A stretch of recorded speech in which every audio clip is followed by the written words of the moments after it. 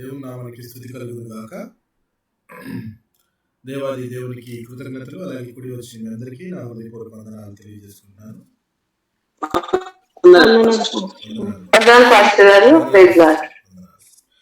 దేవుని వాక్యాన్ని ధ్యానిద్దాం ప్రియులారా. ఇర్మియా గ్రంథము 7వ అధ్యాయము 11 మరియు 12 వచనాలను ధ్యానిద్దాం. ఇర్మియా గ్రంథము 7వ అధ్యాయము 11 మరియు 12 వచనాలను చదువుకొని, నాదుని చాటబడిన ఈ మందిరము మీ దృష్టికి దొంగల గుహ అయినదా? ఆలోచించుడి, నేనే ఈ సంగతి కనుగొనుచున్నాను. ఇదే యెహోవా వాక్కు. ఇంకా చదవనండి.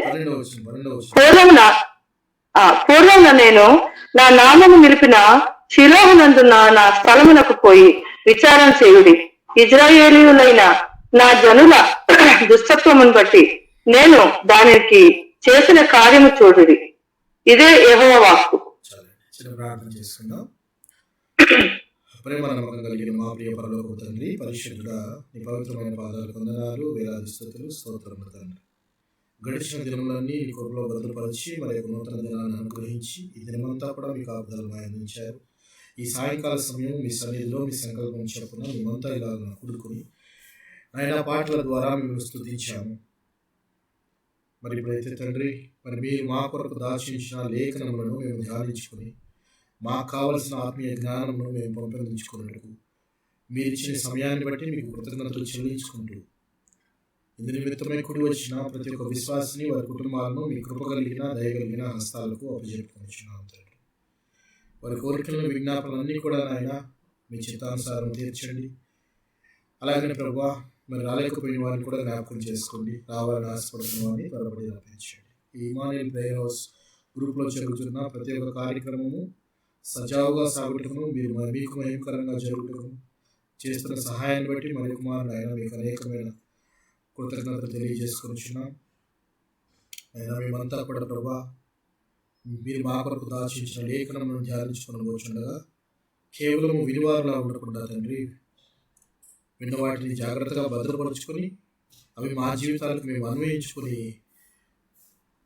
వాక్యానుసారమైన జీవితాన్ని పొందుకునేలాగున నాకును మాకును సహాయం దయచేయమని ఈ ప్రార్థన అంతా కూడా ప్రభా యేసుక్రీస్తు వారి అతి పరిశుద్ధమైన నామములో అడిగి వేడుకొనిచున్నాం తండ్రి. ఆమేన్. మంచిది ప్రియులారా, ఇర్మియా గ్రంథాన్ని ధ్యానిస్తూ ఉన్నాం. మనం ఇప్పటి వరకు 20 సెషన్స్ మనం మాట్లాడుకున్నాం ఇర్మియా గ్రంథంలో. ఈ ఇర్మియా గ్రంథంలో 21వ సెషన్లోకి మనము అడుగుపెట్టబోతున్నాం. ఈ 20 సెషన్లో మనము అనేక విషయాలు మాట్లాడుకోవడం జరిగింది. మీరు కనుక చక్కగా ఫాలో అవుతూ ఉన్నారు, నోట్ చేసుకుంటూ ఉన్నారు అనుకుంటే చాలా విషయాలు మనం మాట్లాడుకున్నాం.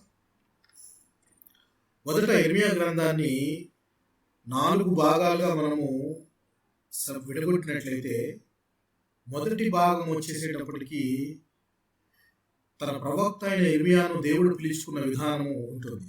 మొదటి భాగంలో ఇర్మియా గురించి, ఇర్మియా గారికి వచ్చిన పిలుపు, దేవుడు ఇచ్చిన పిలుపు, తనను ఎలాగ ఎన్నుకున్నాడు, ఎలా తనని ప్రతిష్ఠించుకున్నాడు, ఇవన్నీ మనం చూసాం ఆల్రెడీ మొదటి భాగము. రెండవ భాగం వచ్చేటప్పటికి యూదాను గురించిన ప్రవచనాలు అని చెప్పుకున్నాం. అంటే తన ప్రవక్త అయిన ఇర్మియా ద్వారా యూదా రాజ్యానికి దేవుడు ఇస్తున్న ప్రవచనాలు, దేవుని వర్తమానాలు. మూడవ భాగం వచ్చేటప్పటికి మనం 2వ భాగంలో ఉన్నాం. 3వ భాగం వచ్చేటప్పటికి ఇర్మియా ద్వారా అనేకమైన దేశాలకు వర్తమానాలు, ప్రవచనాలు, లైక్ ఐగుప్తు కానీ, దమస్కు కానీ, ఎదోము గురించి కానీ, మోయాబు గురించి కానీ, అమోనీయుల గురించి కానీ, వీళ్ళందరి గురించిన ప్రవచనాలు తన ప్రవక్త ద్వారా దేవుడు మాట్లాడటం 3వ భాగంలో మనం చూస్తాం. 4వ భాగము చివరి భాగంలో యెరూషలేము యొక్క నాశనము, యెరూషలేము వినాశనము, కంప్లీట్గా యెరూషలేము పూర్తిగా నేలమట్టం అవటము, ఇదంతా మనం చూస్తాం. మొదటి భాగాన్ని మనం కంప్లీట్ చేసుకున్నాం. ఇర్మియా గారికి ఎలా పిలుపు దేవుడు ఇచ్చాడు, తనను ఎలా ప్రతిష్ఠించుకున్నాడో చూసాం. 2వ భాగంలో మనము యూదాకు గురించిన ప్రవచనాల్లో మొదటి ప్రవచనాన్ని కంప్లీట్ చేసుకున్నాం. ఈ మొదటి ప్రవచనము మనము మీకు జ్ఞాపకం ఉందో లేదో, మొదటి ప్రవచనము మీకు జ్ఞాపకం ఉందో లేదో, అందులో నీళ్లు నిలవని తొట్లను మీరు తొలగించుకున్నారు అని చెప్పి దేవుడు మాట్లాడతాడు. జీవజలపు ఊటనై నా ఎద్దుకు రాకుండా మీరు అసలు నీళ్ళే నిలవని తొట్లలో మీరు అలాంటి తొట్లను చేయించుకున్నారు అని మీరు చేసిన దోషాలన్నీ కూడా మరకల్లాగా కనపడుతున్నాయి అని చెప్పేసి దేవుడు మాట్లాడినట్లు మనం చూసాం. అది మొదటి ప్రవచనం అయిపోయింది. రెండవ ప్రవచనము సుదీర్ఘంగా ఉంది. అందులో మనం అనేక విషయాలు మాట్లాడుకోవడం జరిగింది. రెండవ ప్రవచనం 3వ అధ్యాయం నుంచి స్టార్ట్ అయ్యి 6వ అధ్యాయము 30వ వచనం దాకా సాగుతుంది. 6వ అధ్యాయం 30వ వచనం దాకా సాగుతుంది. ఈ 6వ అధ్యాయం 30వ వచనం దాకా సాగుతుంది అనగానే మనకు డౌట్ రావాలి. ఎందుకంటే ఈ 6వ అధ్యాయంలో మనం అన్ని వచనాలు కంప్లీట్ చేసుకోలేదు కదండి. మీకు జ్ఞాపకం ఉందో లేదో, గత వారం మనము ఇర్మియా గ్రంథం 6వ అధ్యాయంలో ఏ వచనాల దగ్గరకు వచ్చి ఆగిపోయామో జ్ఞాపకం ఉందా ఎవరికైనా? పోయిన సెషన్లో ఏం మాట్లాడుకున్నామో జ్ఞాపకం ఉందా? పురాతనమైన మార్గము, మేలు కలుగు మార్గము. Okay, right sister. ఒక వారం వెనుకున్నారు మీరు, ఒక వారం వెనుకున్నారు. ఆ సెషన్ తర్వాత ఇంకో సెషన్ దహన బలులు, అర్పణలు. మీ దహన బలులు దహన బలికి సూచనగా అని చెప్పారు. దహన బలులు నాకు ఇష్టమైనవి కావు అని దేవుడు చెప్పినట్లు, షేబా దేశం నుండి వచ్చిన సామ్రాణి గాని మధురమైన చెరుకు గాని నాకేలా అని దేవుడు అడుగుతున్నాడు. విలువైన వస్తువులు ఇచ్చి నా మనసును మీరు రంజింపజేయాలని చూస్తున్నారేమో. మాట వినడం కంటే గొప్పదైన బలి ఏదీ లేదు అని చెప్పి దేవుడు చెప్తున్నాడు. నా ఆజ్ఞను మీరు ఫాలో అవడం కంటే మీరు ఇచ్చే గొప్ప బహుమతి ఏంటి? గొప్ప బహుమతి అనేది నాకేదీ లేదు. విరిగి నలిగిన మనసే శ్రేష్టమైన బలి అన్నట్లుగా దేవుడు మాట్లాడినట్టు మనం చూసాం. అయితే ధర్మశాస్త్రాన్ని విసర్జించారు. అయితే వీరంతా విసర్జించి పురాతన మార్గాన్ని విడిచి తమ మార్గాలను చెరుపుకొని ఒక డిఫరెంట్ మార్గంలో వెళుతున్నారు. ఆ మార్గంలో నేను రాళ్లు వేస్తాను అని చెప్పి దేవుడు మాట్లాడినట్టు మనం చూసాం. ఆ వేసిన రాళ్లకు తండ్రులేంటి, కుమారులేంటి అందరూ కూడా శిక్షణ అనుభవిస్తారని చెప్పి మాట్లాడుకుని అక్కడ వరకు ఆపేస్తాం మనం. అయితే మిగిలిన వచనాలు మనం చదవకుండా ఎందుకు 7వ అధ్యాయంలోకి వెళ్ళామంటే, మిగిలిన వచనాలు కనుక 21, 22, 6వ అధ్యాయం 22, 23, 24 వచనాలు కనుక మనం చూసినట్లయితే ఇది మనం ఇంతకు ముందు భాగంలో మాట్లాడుకున్నాం. ఏంటంటే ఉత్తర దేశం నుండి రాబో కీడును గురించి ఆల్రెడీ మనం మాట్లాడుకున్నాం. ఉత్తర దేశం నుండి ఒక జనం వస్తుందని మనం మాట్లాడుకున్నాం. భాష రాని జనం అని మాట్లాడుకున్నాం. అది క్రూరమైన ముఖం కలిగిన జనము అని మనం మాట్లాడుకున్నాం. వారికి జాలి, కరుణ, దయ ఏమీ ఉండదు మీ పట్ల. మీ భాష వారికి తెలియదు, వారి భాష మీకు తెలియదు. వారు మీ పట్ల క్రూరంగా ప్రవర్తిస్తారు అని చెప్పి మాట్లాడుకోవడం జరిగింది. అవే వచనాలు కాబట్టి అందుకనే నేను వాటిని స్కిప్ చేసి ముందుకు వెళ్ళాను. 22, 23 వచనాలు. అయితే 24వ వచనంలో దేవుడు అంటున్న మాట ఏంటంటే, యుద్ధానికి సిద్ధంగా వారు ఆల్రెడీ బయలుదేరిపోయినారు. మీరు బయటికి వెళతారేమో, పొలానికి ఒకటి వెళ్తాడేమో, లేకపోతే అలా బజార్లోకి వెళతాడేమో, ఎక్కడ ఎవరిని చూస్తే ఎప్పుడు చంపేస్తారో కూడా తెలియనట్లు చుట్టూ భయము ఆవహించి ఉన్నది అని చెప్పి దేవుడు చెప్తూ ఉన్నాడు. అందుకని దేవుడు అంటున్నాడు, ఇప్పుడైనా మీరు గోనె పట్ట కట్టుకొని బూడిద చల్లుకొని ఒక్కడే కుమారుడు కనుక చనిపోతే ఏ విధంగా ఏడుస్తారో అన్నట్టుగా మీరు బాధపడండి, దుఃఖము సల్లపండి అని చెప్పి చెప్తున్నాడు దేవుడు.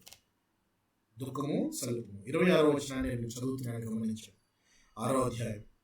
నా జనమా, పాడు చేయువాడు హఠాత్తుగా మా మీదకి వచ్చుచున్నాడు. గోనె పట్ట కట్టుకుని బూడిద చల్లుకొనుము. ఏకకుమారుని గురించి దుఃఖించినట్లు దుఃఖము సల్లుము, ఘోరమైన దుఃఖము సల్లుము.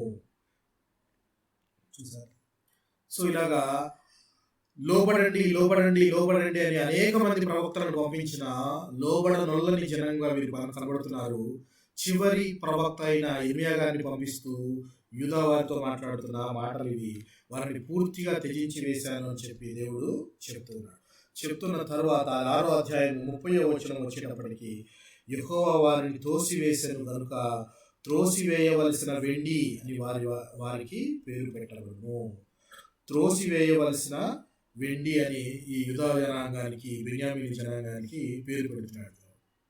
అక్కడితో 2వ ప్రవచనము కంప్లీట్ అవుతుంది. 6వ అధ్యాయం 30వ వచనం వరకు రెండవ ప్రవచనం కంప్లీట్ అవుతుంది.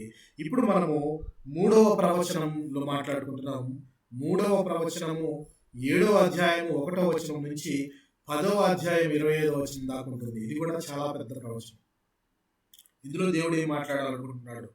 చాలా మంచి అంశాన్ని మాట్లాడాలనుకుంటున్నాడు. జాగ్రత్తగా ఆలకించండి పిల్లలు. 7వ అధ్యాయం మొదటి వచనం చదువుకొని, మొదటి 2 వచనాలను చదువుకొని ప్రారంభించుకుందాం. 7వ అధ్యాయం మొదటి 2 వచనాలు.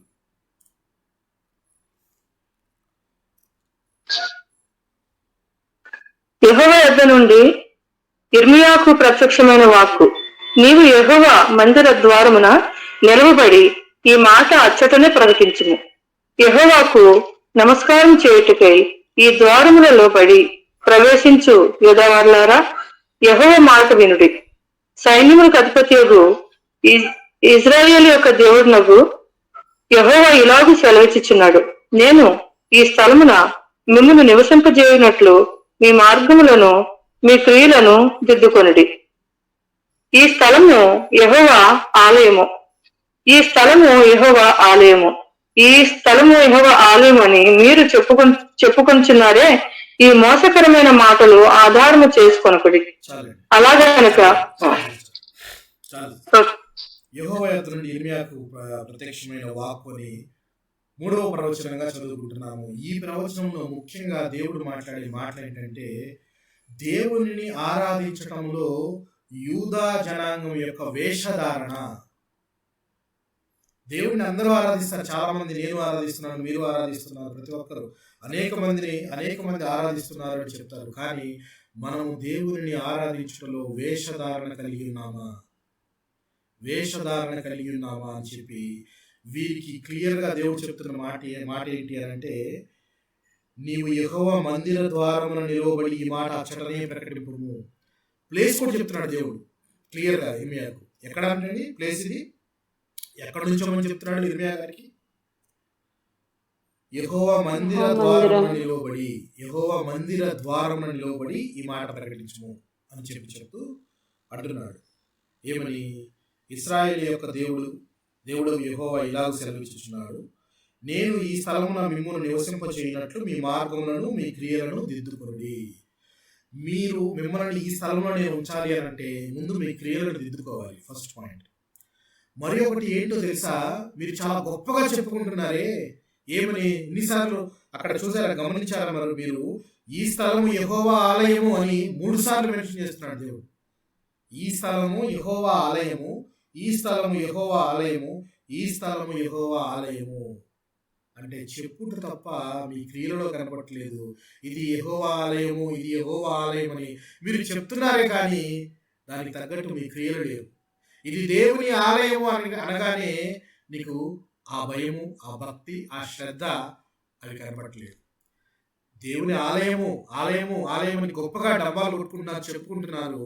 ఈ రోజున గొప్పగా క్రైస్తవుడిని అని చాలా మంది గొప్పగా చెప్పుకుంటున్నారు. కానీ నిజమైన క్రైస్తవుడిని ఎరిగి జీవించడం అనేది చాలా మంది చేయట్లేదు. క్రైస్తవుడిని అంటున్నావు, మోసకరమైన మాటలు మాట్లాడుతున్నావు. క్రైస్తవుడిని అంటున్నావు, దుష్ట చూపులు చూస్తూ ఉన్నావు. క్రైస్తవుని అంటున్నావు, పక్కవాడిని ప్రేమించలేకపోతున్నావు. క్రైస్తవుని అంటున్నావు, పక్క సంఘం మీద రాళ్ళు వేస్తూ ఉన్నావు. ఏది నీ క్రైస్తవ్యం? క్రైస్తవుని అని అనుకుంటే సరిపోదు పిల్లరా. మన క్రియలను దిద్దుకోవాలని చెప్పి దేవుడు చెప్తున్నాడు. ఇక్కడ యూదా వారికి చెప్తున్నాడు, నా ఆలయము, మా ఆలయము అని గొప్పగా చెప్పుకుంటున్నారు కదా. చాలా గొప్పగా మీరు చెప్పుకుంటున్నారే. ఇది నివాస స్థలముగా ఉండాలి, మీరు ఇక్కడ ఉండాలి అని అంటే మీ క్రియలను దిద్దుకోండి అని చెప్తున్నాడు. చెప్తూ ఆయన అంటున్న మాట, అన్య దేవతలను అనుసరింపక నుండి ఎడల ఈ స్థలము తమకు నిత్యముగా నుండుటకై పూర్వకాలంలో నేను మీ పితరులకు ఇచ్చిన దేశమున మిమ్మును కాపురముంచును. ఇదిగో అబద్ధము మాటలను మీరు నమ్ముకొనిచున్నారు. ఇది మీకు నిష్ప్రయోజనము. ఇదేమి మీరు జార క్రియలను నరహత్యను చేయుదురు, ఆ అబద్ధపు సాక్ష్యం పలుకుచు బయలులకు ధూపం వేయచ్చు. మీరు ఎరుగని దేవతలను అనుసరించుచున్నారే. అయినను నా నామం పెట్టబడిన ఈ మందిరంలోకి వచ్చి నా సన్నిధిని నిలుచుచు విడుదల నొంది ఉన్నామని చెబుతున్నారు. చూసారా ఎంత గొప్ప మాట దేవుడు వీళ్ళ గురించి చెప్తూ ఉన్నాడు. అన్య దేవతలను అట్లా పూజిస్తూనే ఉన్నారు, అన్య దేవతలకు మొక్కులు చెల్లిస్తూనే ఉన్నారు, బలులు ఇస్తున్నారు. అన్ని చేస్తున్నారు, మరలా మాత్రం ఈ మందిరానికి వస్తున్నారు. మందిరానికి వచ్చి మేము విడుదల పొంది ఉన్నాము, దేవుడు మా పాపములను క్షమించి ఉన్నాడు అని చెప్పి మనం అనుదినము వచ్చి ఆదివారం వచ్చి చర్చిలో ఆరాధనలో పొందుతున్నాము. వారం అయిపోయి మిగిలిన దినాలు వేడికి వెళ్ళగానే దేవుడు క్షమించేశాడని చెప్పి క్షమించిన దాన్ని అడ్వాంటేజ్గా తీసుకొని మన ప్రవర్తన ఎలా ఉంటుందంటే ఆయనకు ఆయాసకరంగా ఉంటుంది. మీరంతా కూడా అలాగే మీరు అన్య దేవతల్ని పూజించడం ఇంతవరకు ఆపలేదు.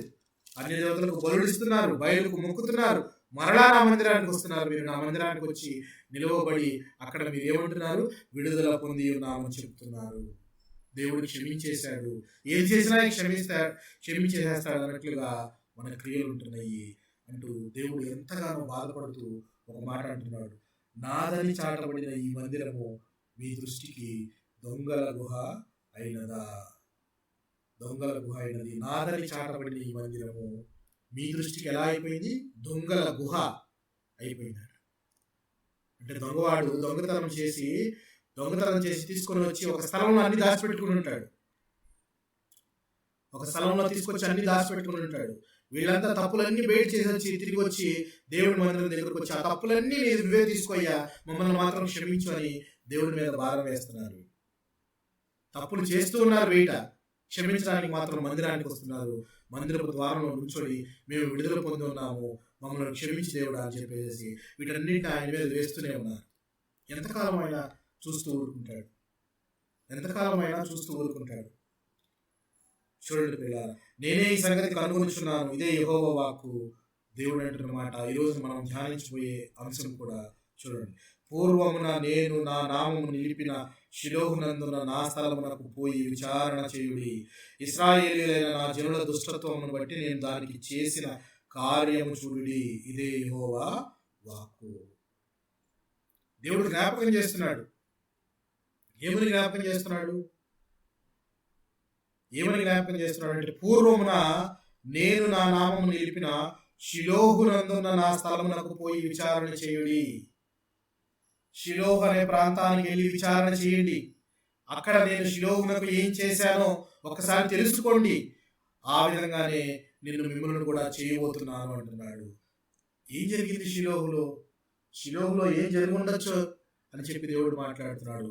వీరు విచారణ చేసి ఏం తెలుసుకోవాలి వీటి గురించి అని కనుక మనం ఆలోచన చేయగలిగితే, షిలోహు అనే మాట మనకి పాత నిబంధన గ్రంథంలో 33 సార్లు కనబడుతుంది.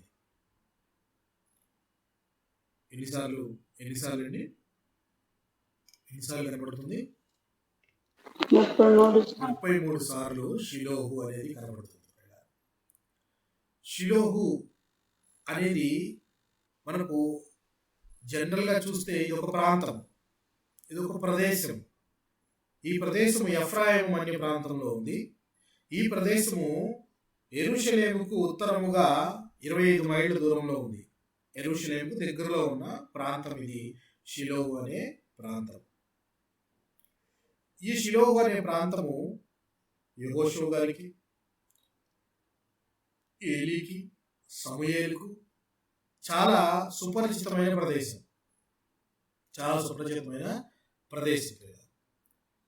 అయితే ఎఫ్రాయిము ప్రాంతంలో ఇది ఒక ప్రదేశం అని చెప్పుకున్నాం. అయితే ఈ ప్రదేశంలో ఏముంది, ఆ ప్రదేశానికి ఏం జరిగింది, అదే నేను ఇక్కడ ఈ ప్రదేశానికి చేస్తాను అని చెప్పి దేవుడు చెప్తూ ఉన్నాడు. ఏం జరిగిందో మనకి తెలియాలి అని అంటే ముందు మనము షిలోహుకు వెళ్ళాలి అంటే షిలోహులో ఏముందో దాని గురించి తెలుసుకొని దాని దగ్గరికి వెళ్ళాలి మనం. యెహోషువ గ్రంథం చూద్దాం. చూడండి, యెహోషువ గ్రంథం 18వ అధ్యాయం 1వ వచనం చూద్దాం.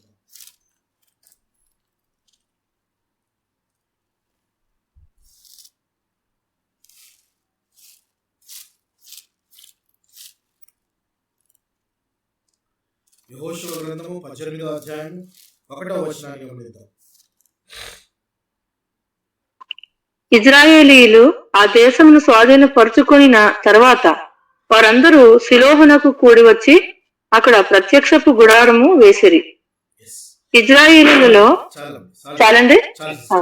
ఇశ్రాయేలీయులు ఆ దేశమును స్వాధీనపరుచుకున్న తర్వాత వారందరూ షిలోహునకు కూడి వచ్చి అక్కడ ప్రత్యక్షపు గుడారం వేసిరి. ప్రత్యక్షపు గుడారం అంటే ఏంటండి?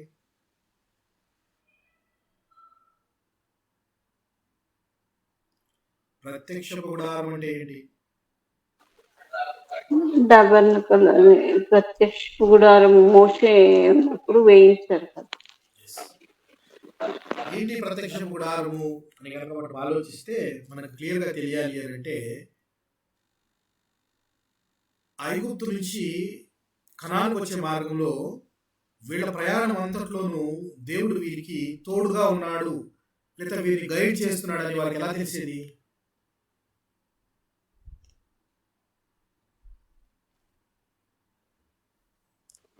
దేవుడు వారితో పాటు పగలు మేఘస్తున్నాడు, Yes, very good sister. గమనించండి జాగ్రత్తగా. రాత్రి అగ్నిస్తున్నాడు. Yes. వారు వెళుతున్న మార్గంలో దేవుడు మనతో కూడా ఉన్నాడు, దేవుడు మనల్ని నడిపిస్తున్నాడు అనడానికి ఆయన పగలు మేఘ స్తంభంగాను రాత్రి అగ్ని స్తంభంగాను వారికి కనబడుతూ వారిని గైడ్ చేస్తూ గాడ్ చేస్తూ ఉంటాడు. Guiding and guarding. గైడింగ్ అంటే వాళ్ళని నడిపిస్తూ ఉంటాడు, అలాగే వాళ్ళని రక్షిస్తూ ఉంటాడు. సో దేవుని యొక్క ప్రభావం కానీ, దేవుని యొక్క మహిమ కానీ, దేవుని యొక్క ప్రసన్నత లేక ప్రత్యక్షత దేనిలో కనబడుతుంది? అక్కడ వారు నడిచేటప్పుడు, అడవిలో గుండా వారు వెళ్ళేటప్పుడు దేవుని యొక్క ప్రసన్నత దేనిలో ఉంది? ప్రత్యక్షపు గుడారం మేఘంలో. మేఘంలో ఉంది. గుర్తుపెట్టు, మేఘంలో ఉంది. మేఘం ద్వారా దేవుడు వారికి తమ ప్రసన్నతను, ప్రత్యక్షతను తెలియజేస్తూ నడిపిస్తాడు. అయితే కొన్ని దినములైన తర్వాత దేవుడు మోషేకి చెప్పి ఒక ప్రత్యక్షపు గుడారాన్ని కట్టిస్తాడు. ఈ ప్రత్యక్షపు గుడారంలో పరిశుద్ధ స్థలము, అతి పరిశుద్ధ స్థలము, అతి పరిశుద్ధ స్థలంలో దేవుని నిబంధన మందసమును ఏర్పాటు చేస్తాడు దేవుడు. ఆ నిబంధన మందసము ఏర్పాటు చేసిన తర్వాత ఈ యొక్క టాబర్నికల్ ఇది ఎక్కడైతే ఉందో అక్కడ దేవుడి సన్నిధి ఉంది అని అక్కడికి వచ్చి వాళ్ళు దేవుని యొక్క సన్నిధిని వాళ్ళు చేయవలసిన పనులన్నీ కూడా చేస్తూ ఉంటారు ప్రత్యక్ష గుడారం దగ్గర. అంటే వారు నడుస్తూ ఉన్నంత కాలం మేఘంలో దేవుని యొక్క ప్రసన్నత ఉంది. ప్రత్యక్ష గుడారం ఎప్పుడైతే మోషే ద్వారా దేవుడు కట్టించాడో ఆ ప్రత్యక్ష గుడారంలో నిబంధన మందసమును పెట్టడం ద్వారా అక్కడ దేవుని ప్రసన్నత అనేది ఉండేది. సో దేవునికి ఏదైనా మొరపెట్టుకోవాలి, లేక బలులు అర్పించాలి, లేక దేవుని యొక్క చిత్తాన్ని తెలుసుకోవాలి అని అంటే ఎక్కడికి రావాల్సి ఉంది? వాళ్ళు ప్రత్యక్ష గుడారం దగ్గరికి రావాల్సిన అవసరం ఉంది. సో తర్వాత కాలంలో ఈ ప్రత్యక్ష గుడారం నుంచి నెక్స్ట్ వాళ్ళు సొలొమోను గారి మందిరం కట్టించినప్పుడు ఈ యొక్క నిబంధన మందసము ప్రత్యక్ష గుడారం నుంచి మందిరం లోపలికి తీసుకెళ్ళిపోయి మందిరం లోపల పెట్టబడింది. సో ఇప్పుడు దేవుని ప్రసన్నత ఎక్కడుంది చెప్పండి? ఎక్కడికి షిఫ్ట్ అయింది? మందిరం లోపలికి దేవుని యొక్క ప్రభావం కానీ, దేవుని యొక్క ప్రత్యక్షత కానీ మందిరంలో ఉంది. సో ఇప్పుడు దేవునికి మొరపెట్టుకోవాలి, లేక బలులు అర్పించాలి, వారు అంగీకరింపబడాలి, లేక దేవుని చిత్తాన్ని తెలుసుకోవాలంటే మందిరానికి వెళ్ళాలి. మందిరానికి వెళితే అక్కడ దేవుని యొక్క ప్రభావం ఉంది, దేవుని మహిమ ఉంటుంది, ఆయన తన చిత్తాన్ని తన యాజకుని ద్వారా తెలియజేస్తాడు. సో ఇది విధానం జనరల్గా. అయితే ఇక్కడ మనం చదువుకున్న షిలోహు అనే ప్రాంతంలో ఇక్కడే మనం చదువుకున్నాం. ఇశ్రాయేలీయులు ఆ దేశంలో స్వాధీనపరుచుకున్న తర్వాత వారందరూ షిలోహులో కూడి వచ్చి అక్కడ ప్రత్యక్ష గుడారం వేసిరి. షిలోహు అనే ప్రాంతంలో ప్రత్యక్ష గుడారము వేశారట. వీరందరూ ప్రత్యక్ష గుడారము వేశారు. సో దీన్ని బట్టి మనకు అర్థమవుతుంది ఏంటంటే ప్రియులారా, దేవుని యొక్క ప్రసన్నత ఇక్కడ, లేక దేవుని మందిరము షిలోహులో ఉన్నది. షిలోహులో దేవుని మందిరం ఉన్నది అని మనకు తెలియడానికి మనం సంఖ్యాకాండం చూద్దాం. చూడండి ప్రియులారా, సంఖ్యాకాండం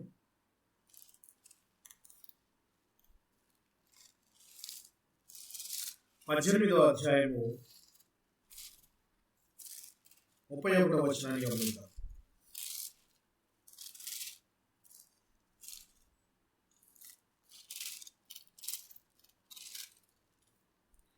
పద్దెనిమిదో అధ్యాయము 31వ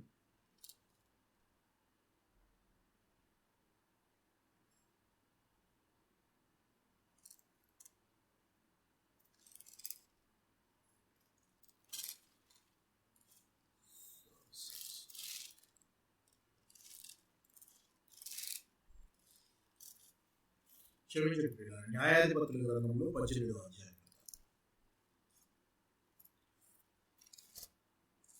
న్యాయాధిపతుల గ్రంథము 18వ అధ్యాయం.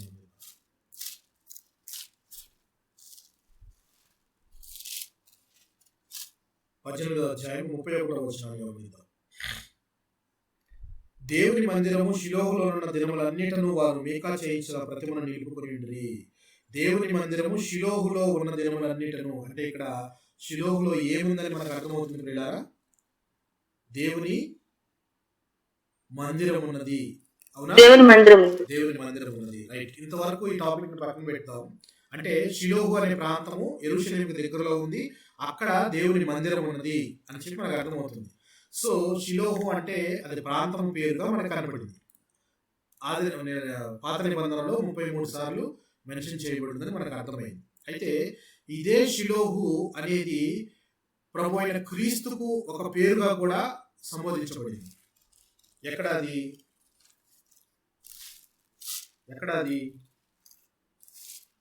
అది అంటే యాకోబు గారు తన కుమారులందరినీ పిలిపించి వారందరికీ కూడా ఆశీర్వాదాలు ఇస్తూ ఉంటాడు. అలాగే వారి యొక్క భవిష్యత్తు ఫ్యూచర్ని కూడా చెప్తూ ఉంటాడు. అందులో యూదా గోత్రం గురించి చెప్తూ ఉంటాడు. యూదా గోత్రం గురించి చెప్తూ ఆయన మాటలు ఒకసారి మనం జ్ఞాపకం చేసుకుందాం. ఆదికాండము 49వ అధ్యాయము 9 మరియు 10 వచనాలను గమనిద్దాం.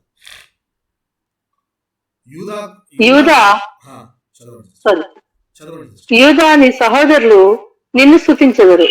నీ చెయ్యి నీ శత్రువుల మెడ మీద ఉండును. నీ తండ్రి కుమారులు నీ ఎదుట సాగిలపడుదురు. యూదా కొదము సింహము, నా కుమారుడా, నీవు పట్టిన దాన్ని తిని వచ్చితివి. సింహం వలెను, గర్జించు ఆడు సింహం వలెను అతడు కాళ్ళు ముడుచుకొని పండుకొనెను. అతని లేపువాడెవడు? షిలోహు వచ్చి వరకు యూదా యొద్ద నుండి దండము తొలగదు. అతని కాళ్ళ మధ్య నుండి రాజదండము తొలగదు. ప్రజలు అతనికి విధేయులై ఉందురు. అంతే అండి. ఇంకా చదవాలి. ఇక్కడ మనకి షిలోహు అనే పదం కనబడుతుంది. ఇక్కడ షిలోహు అనే పదానికి అర్థము ఒక రకంగా క్రీస్తు, అంటే ఇది క్రీస్తుని గురించిన ప్రవచనము, మెస్సియానిక్ ప్రొఫెసీ. ఎలాగంటే షిలోహు వచ్చు వరకు, షిలోహు అనేది క్రీస్తు వచ్చు వరకు యూదా యొద్ద నుండి దండము తొలగదు. దండము అంటే రాజ్యాధికారము యూదా అంటే దావీదు దగ్గర నుంచి కనుక చూసుకుంటే చిట్ట చివరి వరకు అది దావీదు వంశంలోనే ఉంటుంది. అందుకే దావీదు వంశంలో పుట్టిన యేసుక్రీస్తు చేతిలో కూడా ఆ రాజ్యాధికారం ఉంటుంది అని చెప్పవచ్చు. ఆయన షిలోహు అంటే ఆ ప్రాంతానికి వచ్చే వరకు రాజదండం తొలగిపోదు అని చెప్తూ, అలాగే వీరు యూదులు బబులోనుకు చెరగా కొనిపోబడతారు కదా. కొనిపోబడి తర్వాత తిరిగి వచ్చి మందిరాన్ని కట్టుకున్నప్పుడు కూడా అప్పుడు ఒక గవర్నర్ని పెట్టుకుంటారు, లేదా ఒక గవర్నర్ అక్కడ అపాయింట్ చేస్తాడు. ఆయన పేరేంటో జ్ఞాపకం ఉందా మీకు ఎవరికైనా? మొట్టమొదటి బబులోను చెర నుంచి తిరిగి వచ్చిన వారిలో ఒక ప్రధాన యాజకుడు ఉంటాడు, ఒక గవర్నర్ ఉంటాడు. ఆ గవర్నర్ పేరేంటో జ్ఞాపకం ఉందా?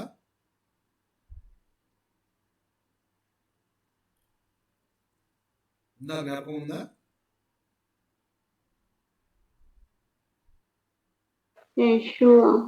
యేషువా ప్రధాన యాజకుడు.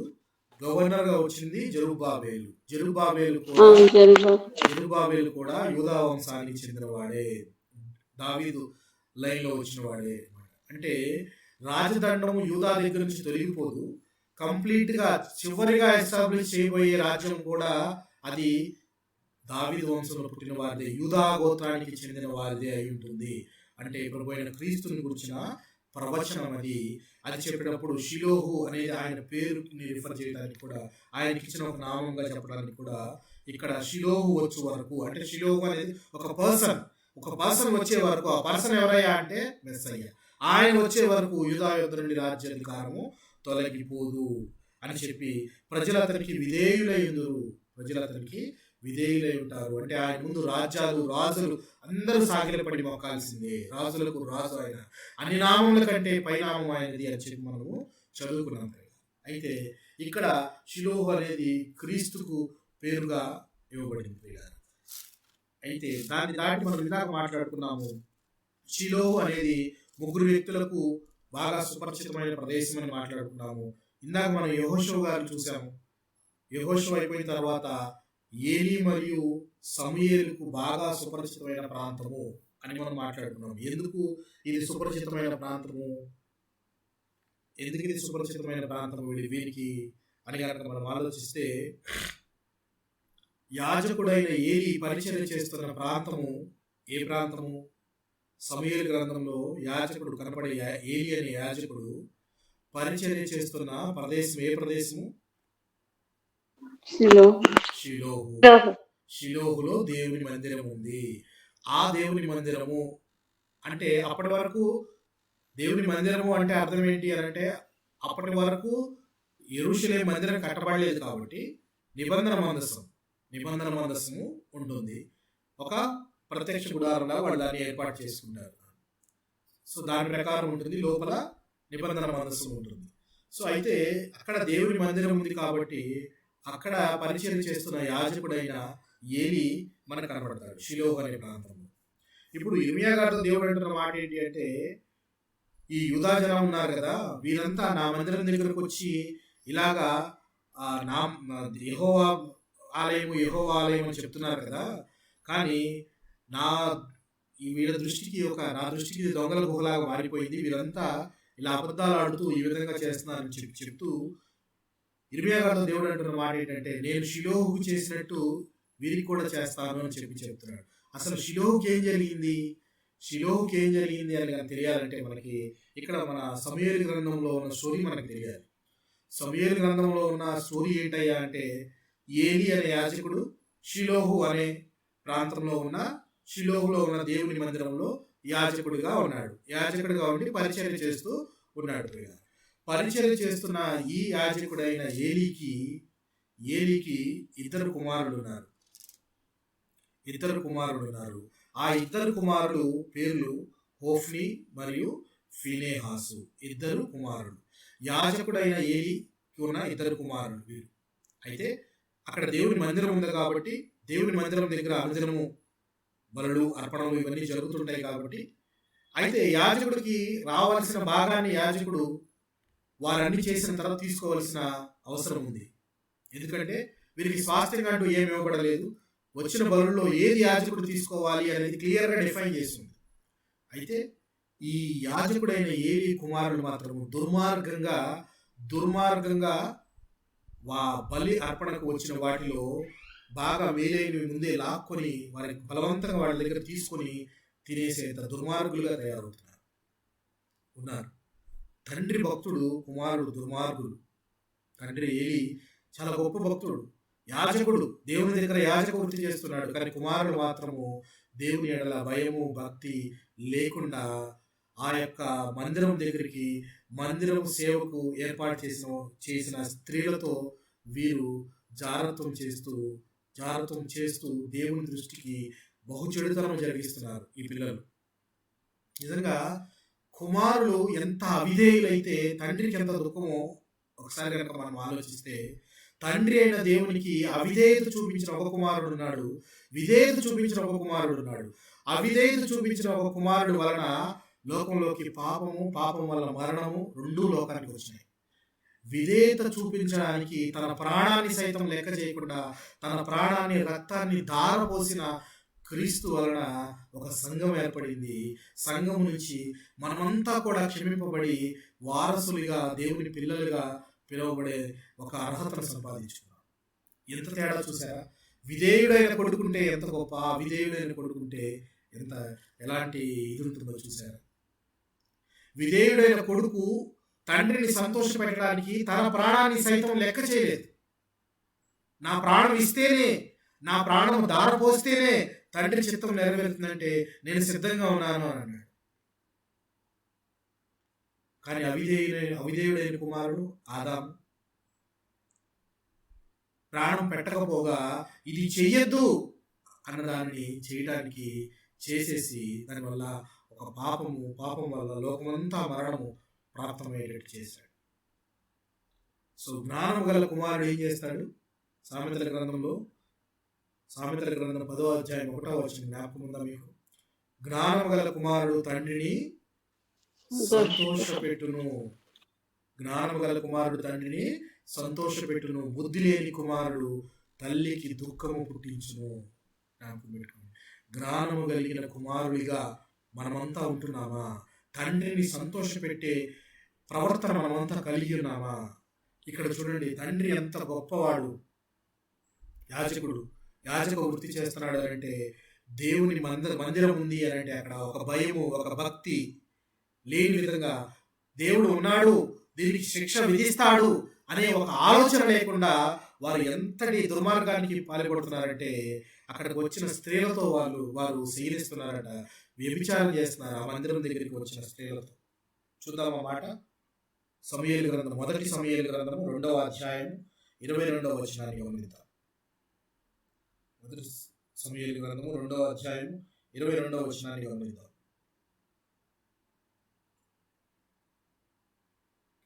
ఏలీ బహువృద్ధుడు ఆయను, ఇశ్రాయేలీయులకు తన కుమారుడు చేసిన కార్యములన్నీ వారు ప్రత్యక్ష గుడారం యొక్క ద్వారము దగ్గరకు సేవ చేయుటకు వచ్చిన స్త్రీలతో చేయించుటను మాట చెవిని పడగా వారిని పిలిచి ఇట్లా, నేను ఈ జనులందరూ మీరు చేసిన చెడ్డ కార్యములు మీరు చేసిన చెడ్డ కార్యములు నాకు వినబడినవి, ఇలాంటి కార్యములు మీరు ఎందుకు చేయించున్నారు? ఏలీ గారికి విషయం తెలిసిపోయింది, కొడుకులు చేస్తున్న దుర్మార్గ పనులని తెలిసిపోయింది. షిలోహులో దేవుని మందిరం ఉందనుకున్నాము, అక్కడ ప్రత్యక్ష గుడారం దగ్గరికి వచ్చే స్త్రీలతో వీరు సేవించి ఎంత పాపాన్ని మూటగట్టుకుంటున్నారో తండ్రికి తెలిసి బాధపడి పిల్లల్ని పిలిచి ఆయన ఈ విధంగా అంటున్నాడు, ఎందుకు మీరు ఇలాంటి కార్యాలు చేస్తున్నారు? ఆయన అన్న గొప్ప మాట ఒకసారి గమనిద్దాం. నా కుమారులారా ఇలాగ చేయొద్దు, నాకు వినబడినది మంచిది కాదు. యెహోవా జనులను మీరు అతిక్రమింప చేయుచున్నారు. నరునికి నరుడు తప్పు చేసిన ఎడల దేవుడు విమర్శ చేయును గాని, ఎవరైనా యెహోవా విషయంలో పాపం చేసిన ఎడల, మీరు ఒక మనిషికి ఏదైనా పాపం చేస్తే దేవుడు విమర్శ చేస్తాడు, ఒక మనిషి విషయంలో మీరు తప్పు చేస్తే దేవుడు దానికి తీర్పు తీరుస్తాడు, ఒక విమర్శ చేస్తాడు. కానీ దేవుని విషయంలోనే మీరు తప్పు చేస్తున్నారు, దేవునికే అవిధేయులుగా ఉంటున్నారు, దేవుని మాటలే మీరు ఉల్లంఘిస్తున్నారు అని చెప్తూ అంటున్నాడు. చూడండి, యెహోవా విషయంలో పాపం చేసిన ఎడల వాని కొరకు ఎవడు విజ్ఞాపనం చేయను అని. సారీ, ఇది ఒక క్వశ్చన్ మార్క్ అడుగుతున్నాడు. మీరు దేవుని విషయంలో తప్పు చేస్తే మీ కొరకు ఎవరు విజ్ఞాపన చేస్తారు? ఎవరి విజ్ఞాపనలు దేవుడు అంగీకరిస్తాడు? ఎవరి విజ్ఞాపనలు అంగీకరించడు. అయితే యెహోవా వారిని చంపదలిచి ఉండిన కనుక వారు తమ తండ్రి యొక్క మొరను వినకపోయి, వారు చేసిన మొరను వారు వినలా. అవిధేయులైన కుమారుడు అంటే ఇట్లాగే ఉంటారు, తండ్రిని పిలిచి గద్దించినా వినలేదు. వారు మారేంతగా ఈయన గద్దించలేదు, ఏలీగా చెప్పి వదిలేశాడు. చూడండి, తప్పు చేయటం కూడా, పరుల విషయంలో తప్పు చేయటము ఒక విషయం అయితే, దేవుని విషయంలో తప్పు చేయుట ఎన్ని విజ్ఞాపనలు చేసినాను వాటికి క్షమాపణ లేదు అని చెప్పి అక్కడ రాయబడింది. ఈ ఇద్దరు కుమారులు ఎంత హీనమైన ప్రవర్తన కలిగి ఉన్నారు అని అంటే, చివరికి దేవుడు వీరి ఇంటి మీద రాబో శిక్షను వీరికి తెలియజేయడానికి, లేక శిక్షను వేయడానికి బాలుడైన సమూయేలును పిలిచి సమూయేలుకు వారింటి మీద రాబోయే దోషాన్ని, వారింటి మీద రాబోయే శిక్షను చెప్తున్నాడు. అప్పుడు బాలుడుగా ఉన్నాడు సమూయేలు. తన తల్లి పాలు తాగడం మానేసిన తర్వాత సమూయేలును తీసుకుని వచ్చి డైరెక్ట్గా మందిరంలో ఏలీ దగ్గర పెట్టి దేవునికి పరిచర్య చేస్తూ ఈ బిడ్డను పెంచండి అని చెప్పి వదిలేసింది. దేవుని పరిచర్యలో చిన్న పిల్లవాడుగా ఎదుగుతున్నాడు సమూయేలు. చాలా బాలుడిగా ఉన్న సమూయేలును దేవుడు పిలుస్తున్నాడు. ఆ పిలుపును ఆయన గమనించలేకపోయాడు, గుర్తించలేకపోయాడు. నన్ను పిలుస్తుంది దేవుడు అని అనుకోలే. పిలుస్తున్నప్పుడు ఎవరో పిలిచినట్టుంటే వెళ్ళి ఏలీ దగ్గరికి వెళ్ళి, ఏంటి గురువు గారు పిలిచారా అని అడుగుతుంటే, నేను పిలవలేదే, వెళ్ళి పడుకో అంటున్నాడు. రెండవసారి అలాగే జరిగింది. మూడవసారి ఏలీకి అర్థమైపోయింది, ఈ బాలుడితో దేవుడు మాట్లాడాలనుకుంటున్నాడు. ఏలీ అందుకే సమూయేలుతో అంటాడు, ఈసారి నిన్నెవరన్నా పిలిస్తే చిత్తము ప్రభువా, నేను ఆలకిస్తున్నాను, చెప్పు అనగానే, అలాగే సమూయేలు చెప్పగానే సమూయేలుతో తన చిత్తమంతా తెలియజేస్తాడు దేవుడు. ఏమని తెలియజేస్తాడు? గమనిద్దాం చూడండి. మొదటి సమయాల గ్రంథం 2వ అధ్యాయం 12 మరియు 13, 14 వచనాలు చదువుకుందాం. 12, 13, 14 వచనాలు చదువుకుందాం. ఏలి యొక్క ఇంటి వారిని గురించి నేను చెప్పినదంతయు వారి మీదకి రప్పింతును, దాన్ని చేయ మొదలుపెట్టి దాన్ని ముగింతును. తన కుమారులు తమను తాము శాపగ్రస్తులుగా చేసుకునిచున్నారని తాను ఎరిగియు వారిని అడ్డగించలేదు కనుక అతని ఇంటికి నిత్యమైన శిక్ష విధింతునని నేను అతనికి తెలియజేయుచున్నాను. కాబట్టి ఏలి ఇంటి వారి దోషమునకు బలి చేతనైనను నైవేద్యం చేతనైనను ఎన్నటికీ ప్రాయశ్చిత్తము చేయబడదని నేను ప్రమాణపూర్వకంగా ఆజ్ఞాపించితిని. చూసారా, ఏలి పిలిచి కుమారుని తప్పు చేస్తున్నారని చెప్పాడు. కానీ ఇక్కడ దేవుడు చెప్తున్న మాట ఏంటో చూసారా, కుమారుడు తమను తాము శాపగ్రస్తులుగా చేసుకొనిచున్నారని తాను ఎరిగి వారిని అడ్డగించలేదు, వారు ఆపేంతగా వీరిని గద్దించలేదు. మన ఇంట్లో మన పిల్లలు కూడా, మన కుటుంబాల్లో పిల్లలు కూడా తప్పిపోతూ ఉంటే గద్దించవలసిన అవసరం ఉంది. తప్పిపోతున్నారంటే దేవుని మార్గంలోకి తీసుకురావాల్సిన అవసరం ఉంది. ఇక్కడ చూడండి, ఏలి ఒకసారి చెప్పి వదిలేశాడు. కానీ దేవుడు అంటున్నాడు, వారు శాపగ్రస్తులుగా అవుతున్నారని ఈయన అడ్డగించలేకపోయాడు, వారి పనులను మాన్పించలేకపోయాడు. అందుకని వారి ఇంటి మీద శాప రాబోతుంది అని చెప్పి నేను ఏం శపిస్తబోతున్నాడు, వారిని మొత్తం పూర్తిగా నాశనం చేయబోతున్నాడు, వారి వంశం మొత్తాన్ని. దాన్ని మొదలుపెట్టి దాన్ని ముగింతును నేను అతనికి తెలియదు. కాబట్టి ఏలి ఇంటి వారి దోషమునకు, ఆ దోషానికి ఎన్ని నైవేద్యాలు పెట్టినా ఎన్ని బలులు ఇచ్చినా కానీ దానికి నివారణ ఉండదని చెప్పి ప్రమాణపూర్వకంగా ఆజ్ఞాపించిందని చెప్తున్నాడు. చూడండి, సో ఇది మనం ఎందుకు చెప్పుకుంటున్నాము అని అంటే, షిలోహు అనే ప్రాంతంలో దేవుని మందిరం ఉంది. దేవుని మందిరంలో యాజకుడిగా ఏలి ఉన్నాడు. ఏలి యాజకుడు అయినప్పటికీ తన కుమారుడు మాత్రము దేవుని మందిరం ఆ స్థలంలో ఉన్నదన్న సంగతి మర్చిపోయి, దేవుని ప్రభావము లేక దేవుని ప్రసన్నత ఉన్నది అన్న సంగతిని మర్చిపోయి వారు తమకిష్టమైనట్టు ప్రవర్తిస్తూ దేవునికి ఎంతో ఆయాసకరంగా బ్రతుకుతుంటే, ఆ దోషము తమను శాపగ్రస్తులుగా చేసి పూర్తిగా వారి ఇంటి మీదకి వచ్చేటట్టు చేస్తుంది. దాని నిమిత్తమే ఏం జరగబోతుందో చూద్దాం. ఏం జరగబోతుంది అంటే, ఇశ్రాయేలీయులకు ఫిలిష్తీయులకు యుద్ధం జరుగుతుంది.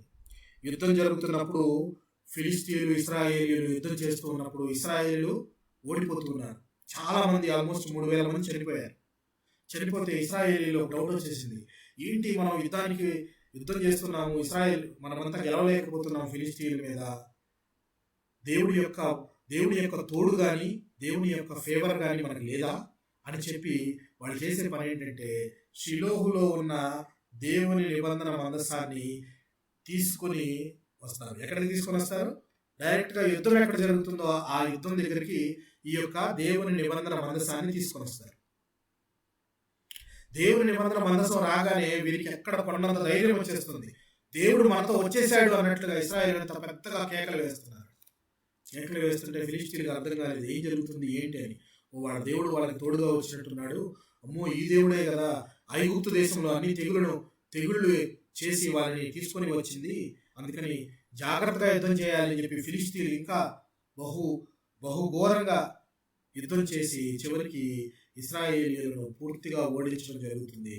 ఓడించడము జరగడంతో పాటుగా ఈ ఏలీ కుమారుడు కూడా ఈ నిబంధన ఈ యొక్క యుద్ధంలో ఉండగా వారిద్దరి కుమారులు యుద్ధంలో హతం చేయబడతారు ఫిలిష్తీయుల చేత. కొడుకులు ఇద్దరు చనిపోయారు.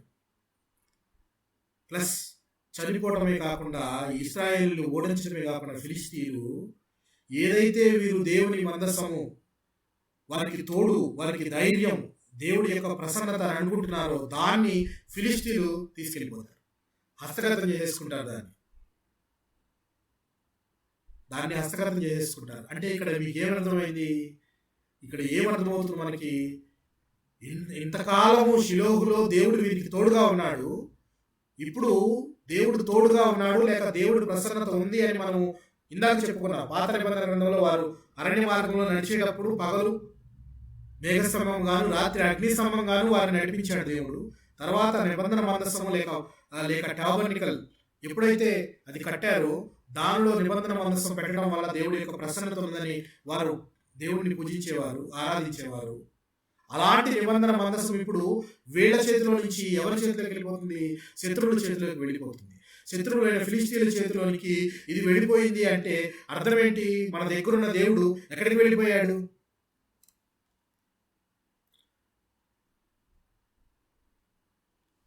అంటే అర్థం ఏంటి ప్రియులారా? మన దగ్గరున్న దేవుడు ఎక్కడికి వెళ్ళిపోయాడు? మన శత్రువుల దగ్గరికి మనకు దూరం అయ్యాడు. Very good. మీరు వింటున్నారా లేదా అని మధ్య మధ్యలో అడుగుతుంటారు. శత్రువుల చేతిలోనికి వెళ్ళిపోయాడు అంటే అర్థం ఇక్కడ ఏమైపోయింది? దేవుడి యొక్క ప్రసన్నత కానీ దేవుడి యొక్క ఫేవర్ కానీ వీరికి లేదు. ఈ సంగతి యుద్ధం నుంచి ఒక వ్యక్తి పరిగెత్తుకుంటూ వస్తాడు. పరిగెత్తుకుంటూ వస్తే ఏలీకి చెప్తాడు, ఏం జరిగింది యుద్ధం ఏం జరిగింది అనగానే, ఇలా మీ ఇద్దరు కుమారులు యుద్ధంలో చనిపోయారు అనగానే అక్కడ కూర్చొని ఉన్న వ్యక్తి ఏలి వెనక్కి పడి మెడ విరిగి అక్కడే స్పాట్లో చనిపోతాడు.